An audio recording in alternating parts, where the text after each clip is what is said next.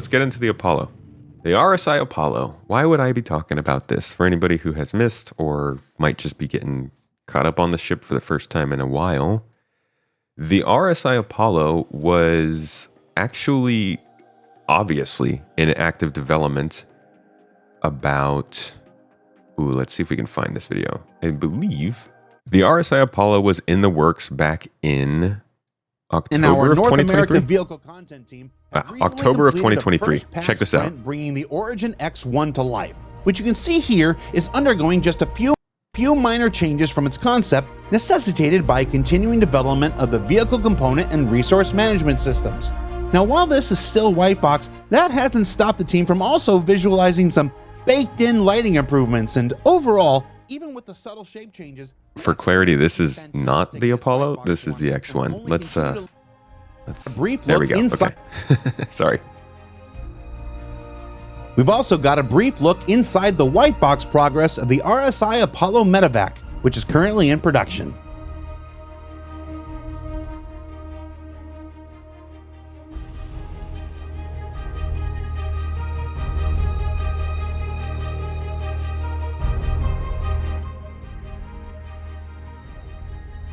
It's actually kind of large. I mean, you get the sense that it is large. I can pull up let me pull up a concept image here real quick. When you look at the concept images, you can kind of tell that it's a relatively big ship, but at the same time, I wouldn't blame you for thinking it's not that big. So there's this image right here. This is, I think, the closest shot to what we're seeing in this video right here. Right? It's like the same area. I think let's let this go forward a little bit. Right there. So that's that. And obviously it does look kind of big in this image in the concept art, but this just, it looks almost as long as like a constellation here to me. And that might just be perspective. Could be the camera, could be anything, but this is the interior they were working on back in 2023.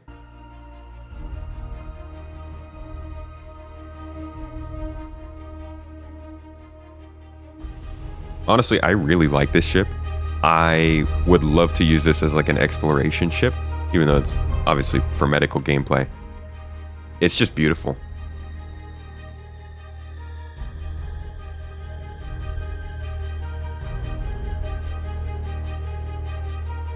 So that is what we knew of the Apollo at the end of 2023. Now, after that, everybody was so pumped. We were like, ooh, it's in the works. Next year, 2023, or no, next year's 2024, we're going to see squadron updates coming in, which means maybe some medical stuff. Oh, yeah. But the big thing with the Apollo that's easy to forget is that it is dependent on drones. That's one of its big features. It's got Shepard Medilift drones. So here on the wiki, it says, each Apollo comes equipped with 2 Medilift semi-automated emergency extraction pods, each capable of lifting up to 500 pounds quickly and securely from ground to ship. Each drone, that's pretty good because every single person in the entire game is like made to look like they weigh 180 pounds. Each drone is outfitted with payload preservation armor, auto gyro stabilization, okay, maybe like 150, 160, I don't know, and shock balance absorption technology to maximize patient safety and comfort throughout extraction. So it is just a thank you journey. They're little drone beds. You can see one right here on the side. These are for basically you get to stay in the ship and you can send the drone out. And I wouldn't imagine the drone isn't able to be piloted directly by you. So maybe there's like a mini game aspect to getting to the person, getting them onto the bed and getting them back to the ship. That could be part of medical gameplay. It's not reliant on beams, but it might also not be necessarily like surgery. But again, that's the sort of thing that this ship might depend on. So as we go through the talk today, just kind of keep that in mind that they could release this ship without drones, but like with other medical gameplay, I think it would very much make the ship kind of pointless to come out right now, and ultimately mean they would have to go back and redesign it once they figured out how the drones would fit in. Because as you can see here, in the concept image, they have a door down here. Imagine they make this door and then they realize drones just simply have to be a certain shape. And and they have to come back to the ship and then remake the size of the door, which means, oh no, you have to push one of the side walls over here out to the side, which means moving a component up here, which means changing the whole interior of a ship. Surprise, surprise, that's what we see happen with like something like what the Reclaimer is going to go through. So I don't think they'd make the mistake of releasing this without the drone gameplay. But that's not to also include medical gameplay. So recently, outside of this 2023 stuff, the ship kind of disappeared again for the whole of 2024 until we got to CitizenCon, where at the end of the ship panel... No need to adjust your TV. I always do this. Literally always. Like every stream. This is the crafting area. At the end of this video about the new ships coming in, we got to look at your boy.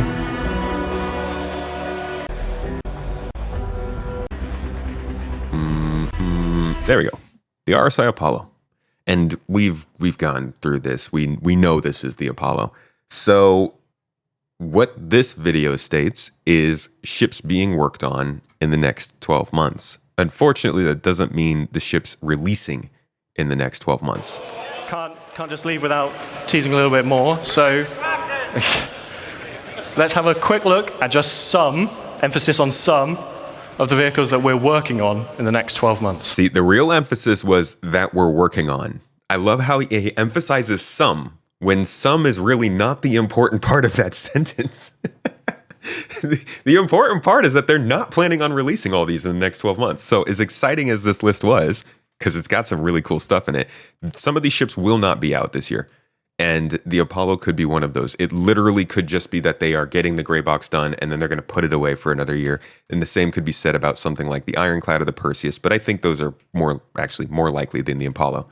So all that being said, let's go back to the actual video, the ship shape, where they tell us what the heck the Apollo is, because that's kind of what the people have been waiting for.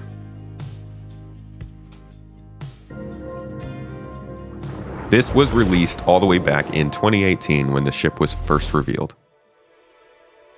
These were fun segments too. Greetings, citizens, and welcome to another edition This is actually, of Ship. I think this is kind of what they're trying to get back to with this whole, whatever their segment is that they're calling for the ships every month. I miss Ship Shape though. Shape, the show where we give you the rundown on ship development pipeline, who's working on what, provide interviews with developers, and occasionally debut a brand new ship being added to Star Citizen's pantheon of spaceships. I'm your host, Content Manager Jared Huckabee.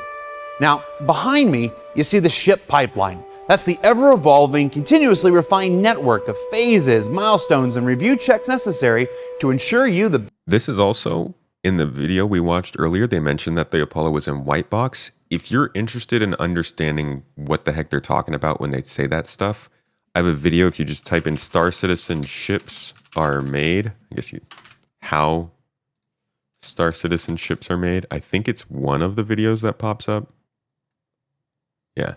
I need to retitle this so it's easier to search. This video will take you through the entire process of what you're seeing behind him here. White box, gray box, final art, flight ready, all that stuff. It's really interesting.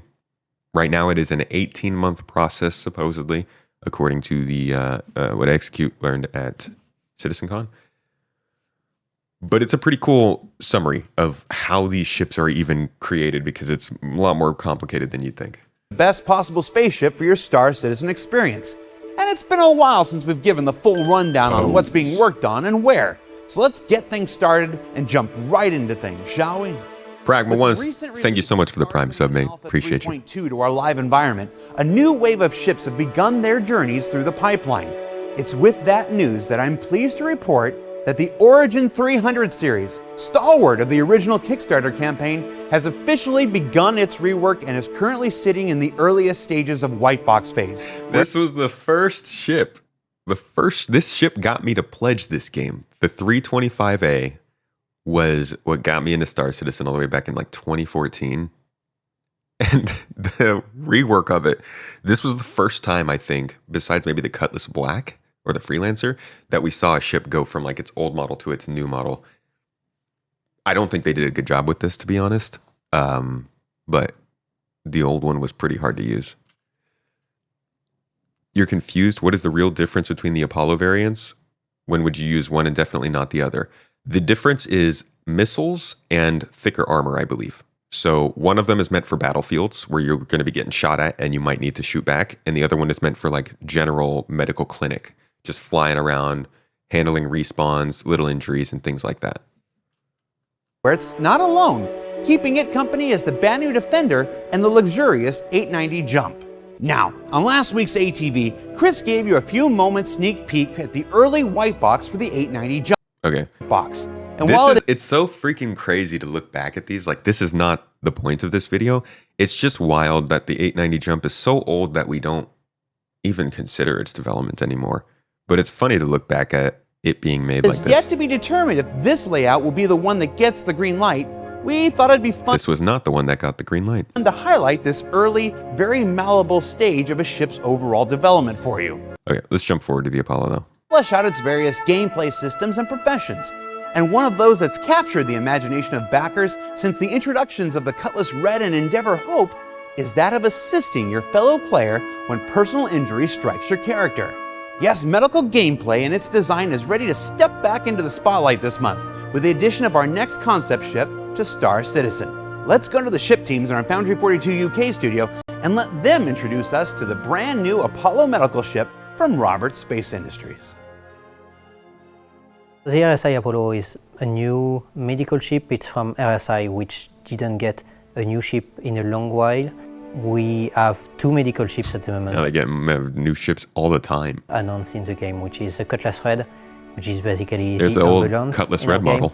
On the Endeavor with its hospital module. And there's the old Endeavor model. Really massive and really engaged. Like, they're gonna have to find a reason to make this flying around with the hospital viable.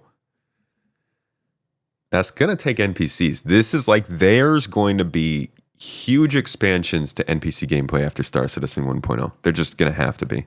So we needed something in between.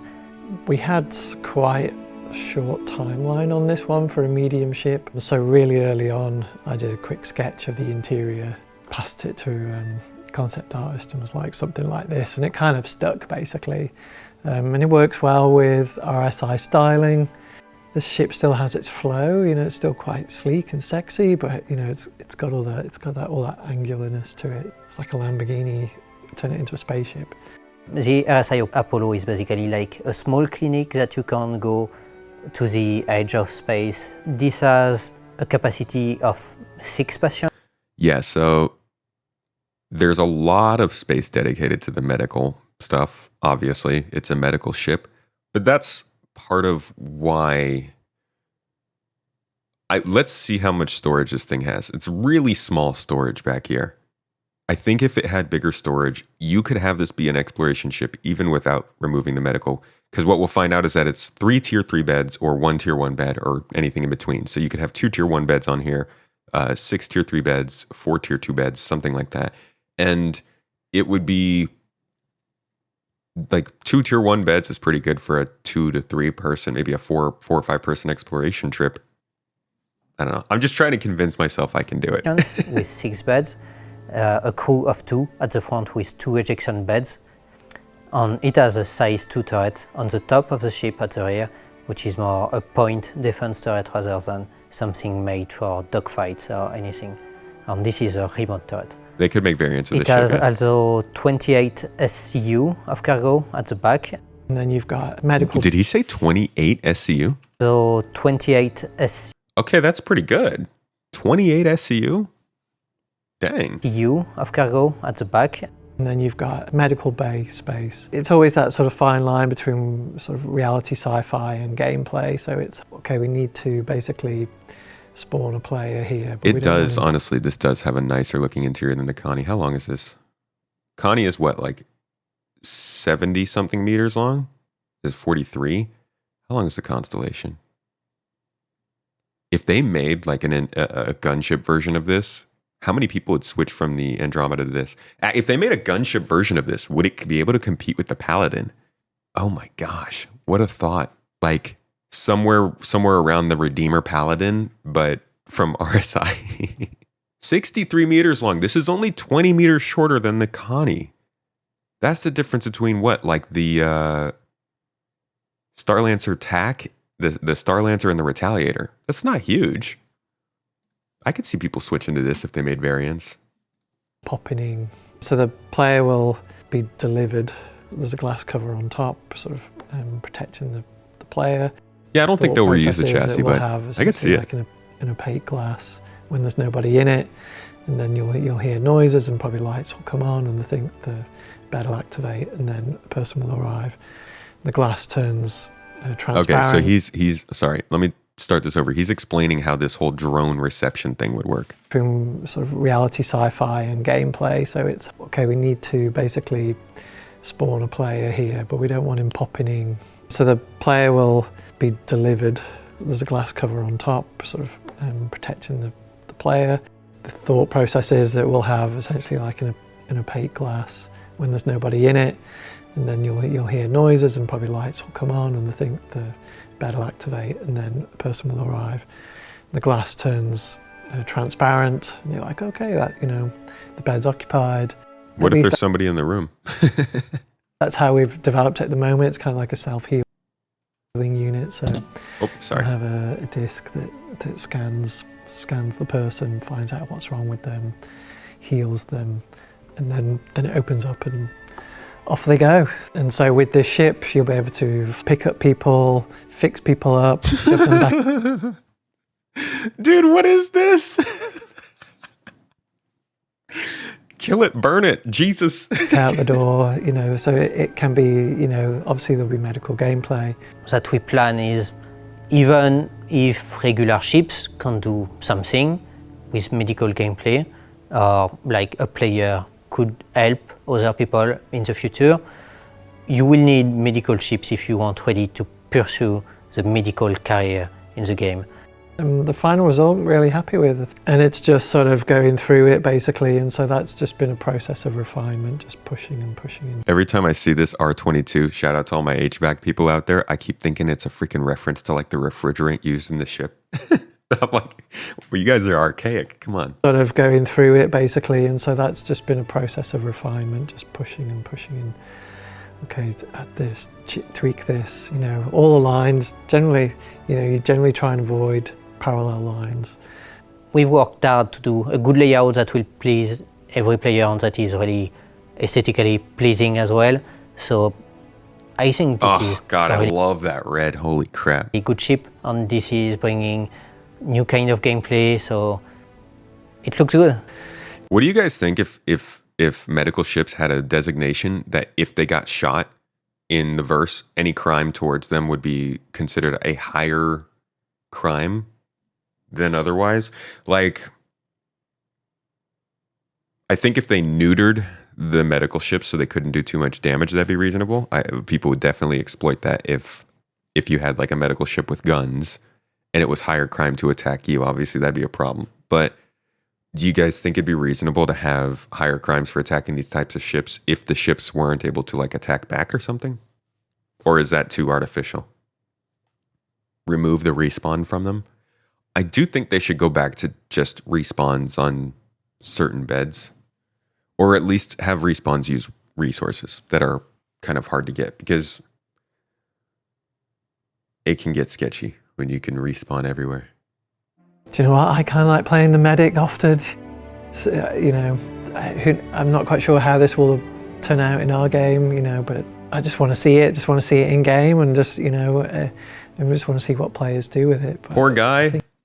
He's not at the company anymore, and he didn't even get to see it in game. Although he will see it at some point. I can't wait to see. It's not going to be like the Red Arrows, but you can just imagine, just a whole fleet of these guys just taking off and just going off, just rescuing people, or you can imagine just jumping in, massive space battle, debris everywhere, bodies just sort of floating about, and then just in, all the drones just popping out and scooping up the people and popping them into the base of the ship. I think it could make for a really nice visual as well. Now that's a good looking spaceship. The RSI Apollo concept promotion begins today for... So that's the Apollo. I mean, that's what they had to say about it back then. There's also a page about medical gameplay, which is where I really want this conversation to go. Because that's what's important to this talk.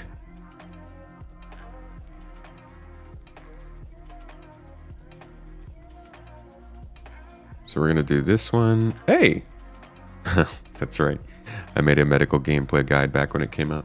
And then we're going to talk about design documents. Is there one for this? Yes, there is. The shipyard. Which one came out first? Okay, this is the one that came out with the Apollo. Cool. Yeah, resleeving in an Altered Carbon is a great... I think Altered Carbon has the closest parallel to how Star Citizen's respawning works. The respawning in this game is actually... it's got a whole background to it. Well, I guess this is going to be a deep dive more than just a news drop. This is going to be a longer video. So this has a lot of explanation of how this all works. And the lore, a lot of times, actually is a good indication of where the game is going when it's been updated, because usually the lore team is being told what to update the lore to by the gameplay people. The gameplay people just haven't been able to get in the game yet. So a lot of this does drive forward how the game works. One thing where that kind of craps the bed is that they really changed the way respawns work since this. And that was, honestly, that change to respawns was kind of like the same as this change to item recovery. It was something to make the game play easier and better for people who just wanted to be able to play casually. And it was also a flashpoint that the community was very split up on. And it's still not something they've resolved. So hopefully that's not a sign of how item recovery is going to go. But this was released a little while ago, talking about respawning. And there are a couple key things here I want to talk about. The imprint. The term for a complete and holistic bioscan of an individual that only records a record of one's DNA, but also not only the record of their DNA, but also their memories, thoughts, and personality. While imprints can be transferred between spheres without loss, only one copy of an imprint can exist at the same time. That's why you can't have clones of yourself running around. Updating an imprint will override all previous imprints. It basically just immediately kills the previous person if you get regenerated. And I believe that's illegal anyways. Regeneration itself is respawning. This is the term of the process in which an imprint is used to recreate the deceased source. Using the information stored in the imprint, a new body is regenerated that is near identical copy of the original, bearing the effect of any echoes. The echoes are kind of important, but we'll get to that. The Ibrahim Sphere, the technology inside of medical beds in Star Citizen and in scanners that allows them to create and store imprints, copies of yourself. They're made out of advanced materials that are alien in origin. We don't know how they work. The technology behind the spheres was made public to encourage mass production and development. It is important to note that not all spheres are created equal. Higher quality spheres are better able to preserve imprints and cause less trauma during the regeneration process, allowing for more cycles before viability failure. We start learning here about the idea of medical gameplay. There are differences in certain respawn beds, and they haven't gotten deep into that yet, but you go to Grimhex and the medical situation is a little bit different than if you go to Hurston. So, man, I don't even know where they got into that. Maybe in the original Death of a Spaceman document. They talked a little bit about how there would be quality levels of the care you got. And the insurance you paid for, like the medical insurance that you paid in this game. I know it sounds crazy, but that is a money sink. That is part of why you aren't supposed to die. Medical insurance will go up depending on where your respawn is or where your imprints are stored. You can pay a different amount. When you go and change your imprint from the space station, from the city, in the future, that might cost something different because the space station doesn't have the same resources as the city, doesn't have the same infrastructure, has a higher demand. That's all kind of supposed to be built into the lore. And that's where they're starting to get at here with the idea of higher quality spheres and the fact that they will preserve your imprint, you won't have as much echoes or trauma, which is where the next part comes in. Known commonly as an echo, this is a term used to describe the link between an imprint and its source. When a major traumatic event occurs, like being shot in the head, the psychological impact of that event can sometimes be strong enough to permanently alter the imprint. For example, if a person's legs are crushed prior to death, there's a possibility that an echo will be created and that it will alter the imprint so that the individual's legs are no longer functional when they respawn. Echoes are the reason why patients may regenerate bearing the scars and wounds of how they died, and why only one copy of a person can exist at a time. Regeneration itself also creates echoes, and over time an individual's imprint will degrade and become less viable. This is also why imprints cannot be used to extend life, as the process of aging itself echoes through the imprints. However, this is why we can't do altered carbon.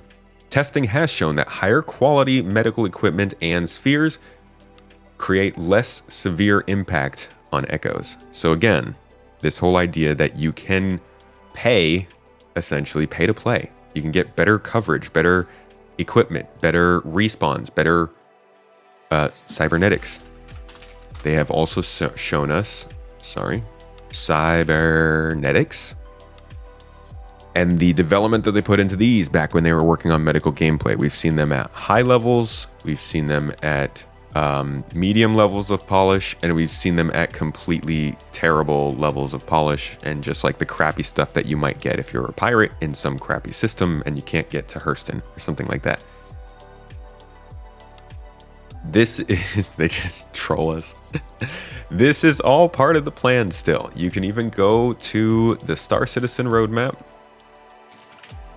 and it's all still there.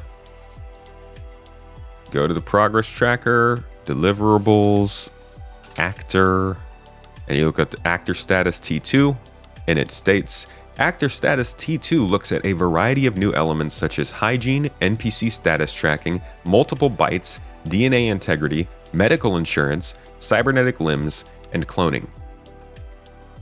That's all this we're talking about.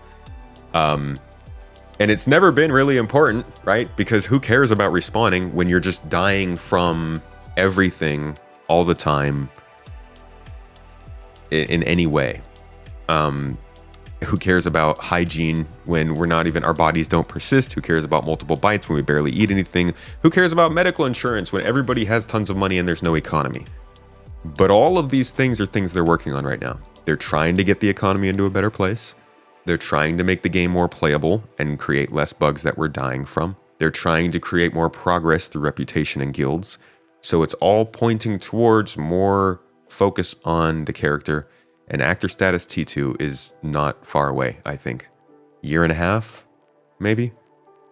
I think as soon as they are comfortable that we're not dying primarily from glitches and stuff, they're going to start to stack on the consequences of dying. We can already see some little slips here in the PTU with the fee for paying to come back. Like I said, that fee's going to change based on where you are. So this then leads to the thing that everybody hates to talk about. Well, not everybody. A lot of people like it. Death of a Spaceman. And the fact that it is not permadeath, as we have, even I have called it, it's not necessarily permadeath. It's more paying a lot in reputation and in price like this. We don't know if they're going to make you make a new character or have a different character or if there's something like that. But we do know that it's going to have a significant effect on your gameplay. And that's not to ruin your day. That's to try to get you not to die. It's like, this whole thing, deterrence. So they call each life that we're supposed to have a cycle. This term references the period between regenerations. People will ask each other what cycle they are on to inquire how many times they have been regenerated. People are sometimes impressed by how long others have gone without needing a regen. That's going to be something that you can brag about in the game. Yet another reason to encourage people to try not to die. Imagine if when you see someone's name, when you scan them, it shows next to their name 14 months or something like that. Cycle, 14 months. Like, it gives you something to be proud of, having stayed alive and done a good job. That probably puts a target on your head too, but Still be fun. And it just goes on from there to kind of describe how you would go through cycles and eventually your body would break down. We will lose limbs. We will retain problems from dying in terrible ways, but actual death in this game is supposed to be pretty rare. Even compared to what we have right now, you're really not supposed to die. You're just supposed to go down, get incapacitated, be soft-deathed, and then be picked up by a medic or somebody. And that's where the medical beacons and that kind of stuff would come back in. But until they have a system that can support that, they just haven't really done the work on it. But you can see there's a lot tied into medical gameplay. And this isn't even getting into injuries and how injuries are supposed to be healable and they're critical injuries. And then we talk about radiation damage. We talk about debuffs and buffs that you can have and how those can be applied or de-applied or where you might be able to get them. There's just a lot that can be brought into medical gameplay. And I think on top of the death of a spaceman stuff, the drone stuff, the statuses of medical gameplay, and all of this respawn stuff, I'm not super sure they're going to be able to get another release of this out this year. In fact, I'm very, very much unsure. I kind of doubt it a lot. So for that reason, I'm just not very positive or confident that the Apollo is going to come out. Because I do think that the Apollo is going to be pretty heavily linked to all this. I mean, even in the introductory page, they have the Apollo here. But I could be wrong. Sorry to rain on your parade if you were hoping for the Apollo this year. I hope it comes. But I think we would be worse off if they released the Apollo without all of this stuff and then tried to put this stuff in. Maybe they could fudge it a little bit. It's not a huge ship. Maybe they don't have to change it too much, but interested in the mini game we will get for medical gameplay. That's another thing is I don't know what they're going to do. If they're going to bring more depth into creating drugs and applying those drugs. If it's going to be really in depth on injury and injury management and pain management, if it's going to be about fixing those injuries in the field, if it's more about things like radiation damage. We know that the damage model, Maelstrom, is actually supposed to be applied to armor and the human body as well. So we're going to have like bullet hole injuries, but how accurate those are, how much they persist, do we actually do anything with those? There's not much knowing what they can do with medical, but they certainly can do a lot more than just using a beam to heal someone. As I said, we've already got the drone gameplay, so you have to bring them back on. You do have to manage your own resources. And you have to pay attention to a lot of the injury stuff. Don't know how far CIG really wants to go, so they might consider the medical already good enough for now. If that's my whole point of this, though. If it is good enough for now, I don't see them releasing this ship. If it is not good enough for now, then I don't think it will happen until this ship releases. That's my whole point of this video. As far as where medical is going to go, I don't know, because like you said, we don't know how far they want to take it. A lot of people are going to be disappointed to learn that this game just has a lot of survival elements being built into it. Planned from the beginning. It's not being brought in out of nowhere to surprise you. The whole actor status, the idea of survival gameplay, it's always been part of it, at least since Planets were. And that can probably factor into medical too. But they have not done a good job of laying out how that was supposed to work. Jared mentioned something about that in ISC last week. You know, I didn't even watch ISC last week. Do you remember what part of it was at? It's about an upcoming event this year. Growing threat of the frontier fighters, I'm also doing reports about a new threat to all human life in the verse that begins to rear its head in the upcoming Alpha 4.1 with the start of this year's B story, concerning a suspected failure of regen technologies, which we'll learn more about in just a couple of weeks. They're already starting their B story in 4.1, and it sounds like it has absolutely nothing to do with the A story. That's what I'm talking about, dude. So we're going to have narrative stuff going on Daymar and what the other place, Aberdeen. We're going to have Wicklow stuff going on in the exploration realm. We're going to have the narrative stuff going on in Pyro, and now we're going to have something regen related. That's pretty cool.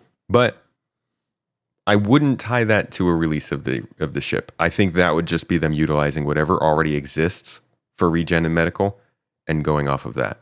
Does sound like it's a cool thing. I don't think it's really going to lead to the Apollo coming out, though. Unless they release the Apollo without the gameplay, which in that case wouldn't be a great look. Anyways, there's your Apollo news and hopium.